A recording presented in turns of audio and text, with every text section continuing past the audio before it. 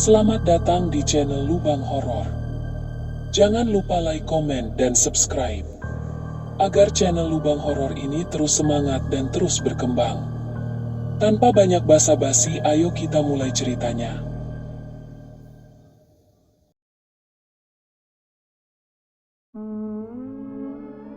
Semuanya bermula dari sebuah surat undangan tak dikenal. Tidak ada nama pengirim, hanya secari kertas bergambar sepasang pengantin Jawa dalam tinta pudar, dan tulisan tangan halus bertinta merah tua. Kami mengundangmu ke pernikahan abadi di Randu Agung. Sekilas, surat itu terlihat seperti undangan kuno, dilipat rapi dalam amplop putih kusam, disegel lilin merah dengan simbol bunga randu mekar. Sekar, seorang penulis perjalanan yang sering mengulas desa-desa unik di pedalaman Jawa Tengah, menerima surat itu pada malam Jumat, ketika hujan turun tanpa angin dan aroma bunga sedap malam menyelinap dari jendela kamarnya. Awalnya, ia mengira itu bagian dari promosi pariwisata lokal. Tapi ketika dia mencari nama desa, Randu Agung, tidak ada hasil di internet. Bahkan peta digital pun tak menampilkan apapun di sekitar lokasi yang disebutkan dalam koordinat di undangan. Namun, justru karena itulah ia penasaran. Perjalanan menuju desa Randu Agung membawanya melewati jalanan berliku yang semakin menyempit. Pepohonan randu menjulang di kedua sisi jalan seperti pagar hidup yang memagari dunia. Semakin dalam ia masuk, sinyal ponselnya hilang total. Tak ada kendaraan lain, tak ada warung, bahkan suara pun seakan diserap oleh kabut tipis yang menggantung di antara pepohonan. Lalu, ia melihat gapura tua dari batu bata hitam berlumut. Di atasnya tertulis, "Selamat datang di Randu Agung, tempat cinta tidak pernah mati." Sekar menelan ludah. Begitu memasuki desa, hawa berubah drastis. Matahari masih bersinar, tapi rasanya dingin seperti sore menjelang malam. Suara gamelan terdengar lembut dari kejauhan, bukan dari speaker modern, tapi dari instrumen sungguhan. Irama pelan, seperti musik kira pengantin Jawa, tapi nadanya minor seolah bukan perayaan, melainkan perpisahan. Dan di sanalah mereka, para penduduk desa, berdiri diam di pinggir jalan. Semua mengenakan pakaian pengantin. Laki-laki dengan beskap hitam dan blangkon, perempuan dengan kebaya putih dan riasan paes lengkap. Tapi wajah mereka terlalu pucat. Mata mereka menatap kosong. Senyum mereka kaku. Mereka membungkuk sopan saat Sekar lewat, sambil mengucapkan hal yang sama berulang kali. "Selamat datang, pengantin baru." Sekar tersenyum canggung, berpikir ini hanya bagian dari tradisi lokal. Tapi tak ada satupun dari mereka yang berjalan berpasangan. Tak ada mempelai pria dan wanita berdampingan. Semuanya sendiri, seolah masing-masing hanya setengah dari sesuatu yang hilang. Saat itulah Sekar merasa, mungkin dia sudah melangkah terlalu jauh, dan belum ada jalan untuk kembali. Sekar diinapkan di sebuah rumah joglo tua di tengah desa. Rumah itu bersih, terawat, namun tak berpenghuni kecuali dirinya. Pemilik rumah, kata salah satu warga, sedang melangsungkan upacara pengantin keempat. Ia tak sempat menanyakan maksudnya, karena perempuan yang berkata itu langsung memalingkan wajah dan beranjak pergi.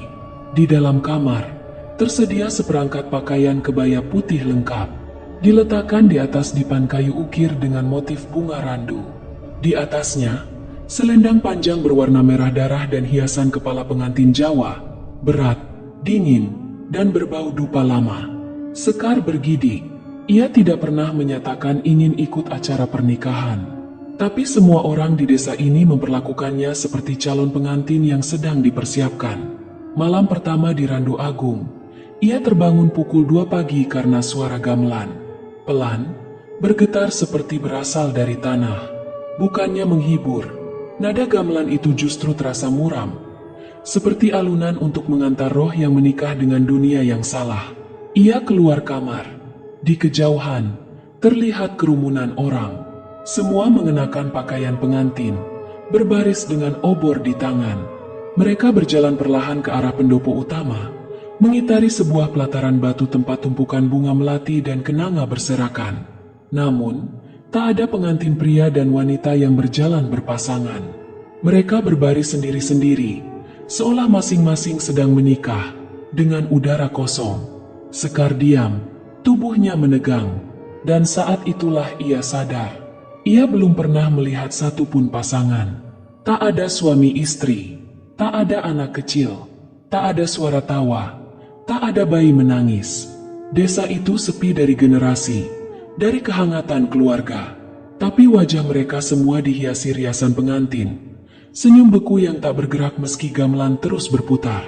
Paginya, ia mencoba bertanya, "Di mana pasangan kalian?" Begitu tanyanya pada seorang bapak tua yang sedang menyapu halaman. Bapak itu tak menjawab. Tangannya berhenti. Matanya menatap kosong ke arah horizon kabut. Lalu ia berbisik, "Di sini, semua sudah menikah, tapi tidak bersama siapapun." Sekar mundur pelan. Lalu seseorang menepuk pundaknya. Seorang ibu-ibu setengah baya dengan senyum lebar namun mata sayu. Ia memberikan secari kertas berwarna coklat tua. Pantangan untuk tamu pengantin. 1, jangan menolak saat dirias. 2, jangan menatap cermin saat gamelan berbunyi. 3, jangan bertanya soal pasangan. 4, jangan pernah keluar desa setelah malam kedua. Sekar menatapnya lama. Ia ingin menolak, tapi ibu itu sudah pergi, lenyap di antara bayangan rumah-rumah kayu yang berdiri rapat seperti saksi bisu masa lalu. Malam kedua, gamelan kembali terdengar. Dan saat Sekar mengintip dari celah jendela, ia melihat dirinya sendiri dalam pakaian pengantin lengkap, sedang berdiri di pendopo, dikelilingi para penduduk. Padahal ia masih di dalam kamar. Dan cermin di sebelah tempat tidurnya mulai berkabut dari dalam. Hari ketiga di Randu Agung dimulai tanpa matahari. Langit kelabu, seolah tertutup tirai kabut pekat. Sekar merasa waktu tak lagi bergerak normal. Jam tangannya mati. Ponsel hanya menampilkan layar hitam. Ia ingin pergi, tapi jalan keluar dari desa tak bisa ditemukan. Setiap jalur yang ia tempuh akan selalu berakhir di tempat yang sama. Pendopo utama, tempat gamelan malam-malam itu berasal. Jalan tanah seperti mengubah arah diam-diam. Hutan di sekeliling seakan berputar. Bahkan GPS manual pun menunjukkan arah yang tak masuk akal. Utara, selatan, semuanya memutar ke tengah.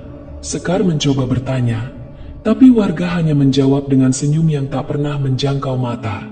Tatapan mereka kosong, namun ada sesuatu di baliknya. Seolah ada jiwa lain yang menatap dari balik wajah itu.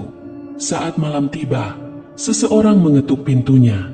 Perempuan muda berpakaian kebaya biru gelap, membawa baki berisi alat rias. Rambutnya disanggul tinggi, senyum kaku menghias wajahnya, seperti patung yang dipaksa hidup. "Ayo, Mbak Sekar, saatnya bersiap." Sekar menolak, tapi perempuan itu tidak mendengar.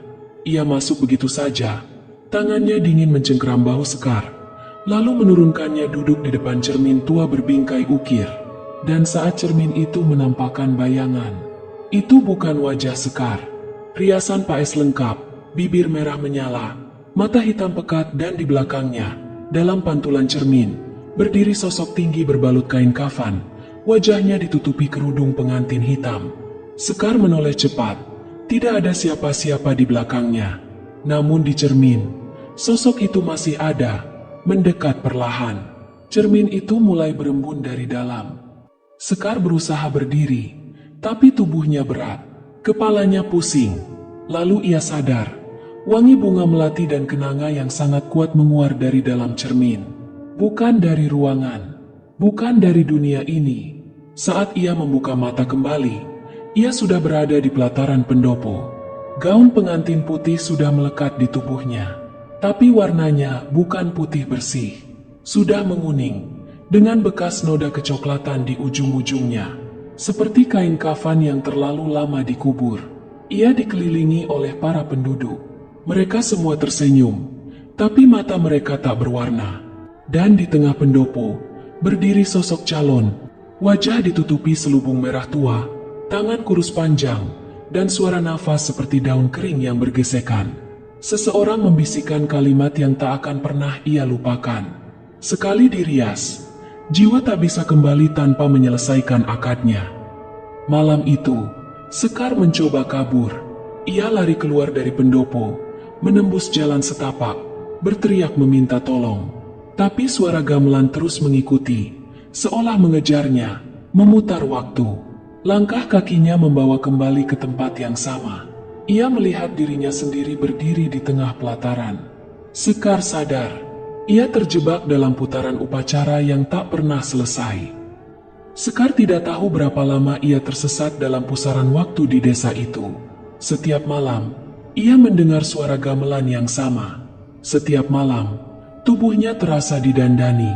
Setiap pagi, ia terbangun dengan bekas paes yang masih menempel samar di dahi. Tapi anehnya, tak ada yang benar-benar menyentuhnya. Tak ada yang benar-benar hadir, kecuali sosok itu, yang kini makin sering muncul di cermin, di balik bayangan, bahkan di sudut matanya saat ia mengedip. Ia mulai menggali sendiri jawaban, dan ia menemukannya di rumah joglo sebelah yang sudah lama kosong.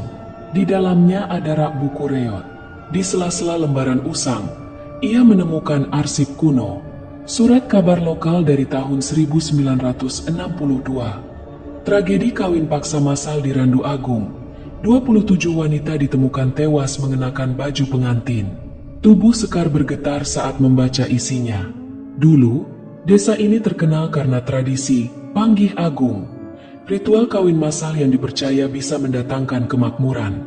Tapi ketika gagal panen terjadi berturut-turut, kepala desa saat itu membuat kesepakatan sesat. Ia mempersembahkan 27 gadis muda sebagai pengantin persembahan bagi leluhur tanah Randu Agung. Mereka dinikahkan secara paksa dengan entitas gaib yang disebut sebagai Pangeran Randu, roh penjaga desa yang haus darah dan janji. Para gadis itu dirias, dikurung, dan dibakar dalam pendopo besar sebagai bagian dari upacara. Penduduk desa diam, menyetujui semua itu. Dan sejak malam itu, desa tak pernah lagi melihat matahari dengan utuh. Randu Agung hilang dari peta. Penduduknya tak pernah menua. Mereka terjebak dalam kutukan, menjadi pengantin tanpa pasangan, selamanya menunggu kedatangan pengantin luar untuk menggantikan mereka. Dan Sekar telah terpilih. Malam itu, suara gamelan lebih nyaring dari sebelumnya. Tanah bergetar, pendopo penuh cahaya obor. Sekar digiring ke altar upacara. Kali ini, tak ada jalan keluar, tak ada waktu untuk lari. Di hadapannya, sosok pengantin pria berdiri. Wajahnya masih tertutup kerudung kain merah gelap yang meneteskan cairan hitam seperti darah basi. Nafasnya beraroma busuk daun dan daging membusuk. Tangannya terjulur, memaksa jemari Sekar menyentuhnya. Ijab telah dilafalkan, tinggal kau yang menjawab. Bisik suara itu, tapi bukan dari mulutnya, melainkan langsung ke dalam kepala. Semua penduduk berdiri mengelilingi, dengan mata kosong dan tangan menggenggam bunga melati busuk. Mereka mulai melantunkan mantra dalam bahasa Jawa kuno. Suara mereka tumpang tindih seperti ribuan arwah yang bicara serentak. Pengantin datang dari luar. Jiwa lama bisa pergi. Sekar berteriak, tapi tak ada yang mendengar. Ia bukan lagi tamu. Ia calon pengganti. Tubuhnya mulai terasa ringan, seperti terangkat dari tanah. Sebagian dirinya seperti ditarik keluar dari kulitnya sendiri. Ia akan dinikahkan dengan entitas yang bukan manusia, dalam upacara yang tidak pernah selesai, di desa yang lupa cara hidup. Sekar tak tahu bagaimana ia bisa sadar. Yang terakhir ia ingat hanyalah tangan sosok berselubung merah itu menggenggam jari-jarinya. Setelah itu, semuanya hitam, tapi terasa sangat dingin, seperti tenggelam dalam tanah basah. Ketika ia membuka mata, ia sudah berada di pinggir jalan aspal. Ada truk lewat, suara motor, dan embusan angin yang tak berbau melati. Matanya berair, tangannya bergetar. Tapi itu benar-benar jalan raya, dunia luar. Orang pertama yang melihatnya adalah pengendara motor dari desa tetangga. Sekar dibawa ke puskesmas terdekat. Mereka bilang ia ditemukan tak sadarkan diri di jalan menuju hutan. Baju yang ia kenakan adalah daster biasa, bukan kebaya. Di dalam tasnya hanya ada dompet dan ponsel mati. Tidak ada gaun pengantin. Tidak ada bekas riasan, tapi ada satu benda aneh yang membuat bulu kuduk semua orang merinding. Sisir konde pengantin Jawa, terbuat dari tulang. Sekar mencoba menjelaskan, tapi dokter hanya mengatakan ia mengalami delirium karena kelelahan. Ia pulang ke kota, mencoba melupakan semuanya. Namun sejak saat itu, ia tidak pernah bisa bercermin terlalu lama. Karena sesekali, ia melihat seseorang di belakangnya, tersenyum dalam balutan kerudung merah gelap. Dan satu hal yang lebih mengerikan, Randu Agung tidak pernah ditemukan lagi. Polisi dan tim SAR mencari di lokasi yang disebut Sekar. Tapi desa itu tidak ada. Jalan setapak yang ia tempuh dulu berakhir di jurang. Tak ada bangunan, tak ada penduduk, hanya hutan tua dan beberapa reruntuhan batu tak bernama. Hingga hari ini, Sekar masih sering bermimpi berada di pelataran pendopo. Dalam mimpinya, ia melihat seorang wanita lain sedang dirias. Wajahnya panik, sama seperti dirinya dulu. Dan di sekeliling wanita itu, berdiri para pengantin yang sudah lama membusuk, mengenakan pakaian yang sama, gaun putih yang mulai menghitam, bunga melati kering, kulit yang mengelupas seperti kertas terbakar. Lalu ia sadar, ia bukan benar-benar lolos. Hanya pikirannya yang kembali. Tubuhnya masih berdiri di pendopo itu, menunggu giliran menjadi pengantin abadi. Dan kini, lewat cerita ini, kamu mungkin akan mulai mencari desa yang katanya terletak di antara kabut dan ladang tua, bernama Randu Agung. Tapi ingat, yang bisa menemukannya hanyalah mereka yang sudah terpilih. Jauh sebelum Indonesia merdeka, tanah tempat desa Randu Agung berdiri adalah wilayah adat yang dijaga ketat oleh sebuah trah keturunan dukun dan penguasa tanah leluhur. Mereka menyebut dirinya Wong Sepuh, orang-orang tua yang dianggap titisan penjaga antara dunia hidup dan dunia halus. Wilayah itu subur, sawah tak pernah gagal panen, mata airnya jernih, dan kabarnya siapapun yang menikah di sana akan hidup makmur hingga 7 turunan. Tapi semua berubah ketika kolonialisme datang membawa eksploitasi dan ketamakan. Pada tahun 1927, seorang kepala desa yang baru diangkat oleh Belanda memutuskan untuk memaksimalkan hasil bumi Randu Agung. Ia membabat hutan keramat, memerintahkan pembangunan jalan, bahkan menghancurkan pendopo kuno tempat dilakukannya ritual temu jiwo, upacara penyatuan roh leluhur dan pasangan pengantin. Dalam ritual itu, pasangan yang menikah tidak hanya menyatukan cinta, tapi juga menyerahkan sebagian jiwanya pada tanah. Sebagai balasannya, desa akan diberi kelimpahan. Tapi ada satu syarat utama, jangan pernah memutus hubungan antara dunia roh dan dunia manusia. Sang kepala desa mencemooh semua itu. Ia membatalkan ritual, menghapus adat lama, dan menggantinya dengan pernikahan massal ala barat. Namun saat malam panggi pertama dilaksanakan tanpa restu leluhur, hal yang tak diinginkan terjadi. Langit gelap, angin berhenti, dan tanah menghitam. Tiba-tiba, puluhan wanita yang telah dirias dan bersiap menikah mulai meracau. Mereka menjerit, merobek baju pengantin, dan membenturkan kepala ke tiang pendopo. Beberapa bahkan membakar diri sendiri. Panik, sang kepala desa memerintahkan warga untuk mengurung mereka. Tapi menjelang tengah malam, api menyala dari pendopo utama. Semua gadis pengantin terkunci di dalam, dibakar bersama sesajen dan gamelan kuno. Esok paginya, hanya tersisa tulang-tulang hangus yang masih mengenakan konde dan kain dodot pernikahan. Sejak hari itu, desa tak pernah lagi sama. Penduduk yang bertahan, hidup seperti mayat. Tidak ingat apapun selain prosesi upacara. Waktu berhenti berjalan di Randu Agung. Dan arwah 27 gadis itu masih menari di malam hari, menyambut siapapun yang cukup bodoh untuk menginjakan kaki di sana. Mereka tak mencari penebusan. Mereka tak mencari kedamaian. Mereka hanya ingin pengganti. Satu jiwa baru, untuk satu yang bisa bebas. Tanah yang pernah menyatukan jiwa tak akan melepaskannya tanpa tumbal. Itulah pesan yang tertulis di ukiran batu di belakang pendopo. Hanya bisa dibaca oleh mereka yang sudah dipilih. Setelah kembali ke kehidupannya di kota, Sekar berusaha hidup seperti biasa. Tapi tidak ada yang benar-benar normal lagi. Ia berhenti memakai kaca, menutup semua cermin, bahkan membakar foto-foto masa kecil yang memperlihatkan pantulan. Karena entah kenapa, dalam pantulan itu, ada bayangan lain, mengenakan kebaya, selalu tersenyum di belakangnya. Setiap malam Jumat Kliwon, Sekar mencium bau bunga melati di kamarnya. Padahal ia tidak pernah menanamnya, tidak pernah membeli. Dan jam 3 dini hari, selalu ada suara lembut dari luar jendela. Manten Wisteko, pengantin telah datang. Awalnya, Sekar mencoba menyangkal semuanya sebagai trauma. Tapi kemudian kejadian-kejadian aneh mulai muncul di sekitarnya. Seorang teman kantor yang penasaran mendengar cerita Sekar, mencoba menelusuri Randu Agung lewat Google Maps. Keesokan harinya, dia menghilang dalam perjalanan ke Dieng. Motor ditemukan di tengah jalan, mesin masih menyala, tapi tak ada jejak pemiliknya. Teman lain yang ikut mendengar cerita ini mulai mengalami mimpi buruk yang sama. Berada di pendopo kuno, duduk sebagai pengantin, dikelilingi orang-orang tak dikenal, semua mengenakan busana pengantin usang.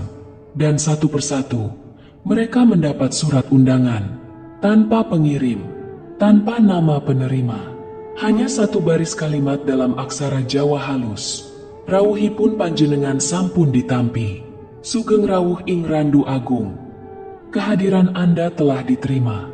Selamat datang di Randu Agung. Sekar kini tahu, dirinya bukan korban. Ia adalah jembatan.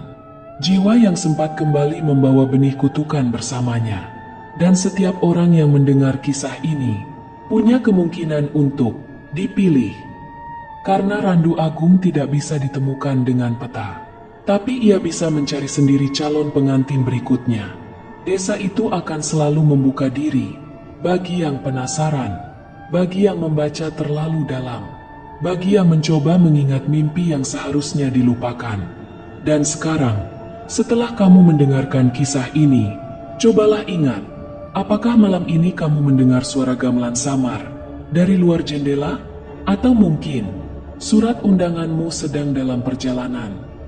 Beberapa bulan setelah kejadian itu, ada laporan dari seorang petani di daerah pegunungan selatan Wonosobo. Ia mengaku menemukan sebuah pendopo tua saat mencari rumput untuk ternaknya. Lokasinya tak tercatat di peta. Tak ada jalan masuk yang jelas. Pendopo itu kosong, tapi di tiang tengahnya tergantung sebuah gaun pengantin putih yang sudah menguning.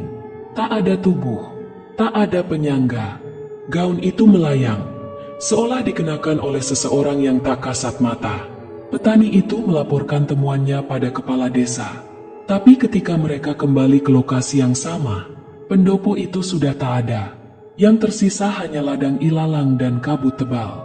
Beberapa hari setelahnya, petani tersebut ditemukan meninggal di rumahnya. Wajahnya tenang, matanya tertutup. Tapi anehnya, tubuhnya sudah mengenakan beskap pengantin laki-laki, lengkap dengan blangkon dan keris. Di tangannya tergenggam bunga melati kering. Tak ada yang tahu siapa yang mendandaninya, atau dari mana baju itu berasal. Desa Randu Agung tidak butuh peta. Ia cukup tahu siapa yang haus cerita, dan siapa yang diam-diam ingin melihatnya dengan mata kepala sendiri. Karena kadang, yang kamu kira hanya legenda, adalah undangan. Dan ingatlah, pernikahan yang tak selesai akan terus dicari pengantin. Demikianlah kisah kali ini, tentang sebuah desa yang tak tercatat di peta, tapi meninggalkan jejak di setiap jiwa yang berani mengenalnya. Desa pengantin baru, tempat di mana pernikahan bukanlah akhir bahagia, melainkan awal dari kutukan yang tak berujung. Terima kasih sudah meluangkan waktu untuk mendengarkan kisah ini sampai selesai. Setiap klik, setiap detik yang kalian habiskan untuk menyimak, sangat berarti bagi kami. Semoga dari cerita ini, kita bisa mengambil satu pelajaran penting. Rasa penasaran adalah anugerah, tapi bisa jadi kutukan jika tidak dibarengi dengan kehati-hatian. Tidak semua tempat perlu dijelajahi, tidak semua undangan harus dihadiri, dan tidak semua cerita boleh dianggap sekadar hiburan. Jaga dirimu, jaga langkahmu, karena kadang yang kita temui di ujung perjalanan bukan jawaban, tapi pengikat jiwa. Sampai jumpa di kisah berikutnya. Dan seperti biasa, jangan pernah dengarkan suara gamelan. Kalau tak ada pesta di dekat rumahmu,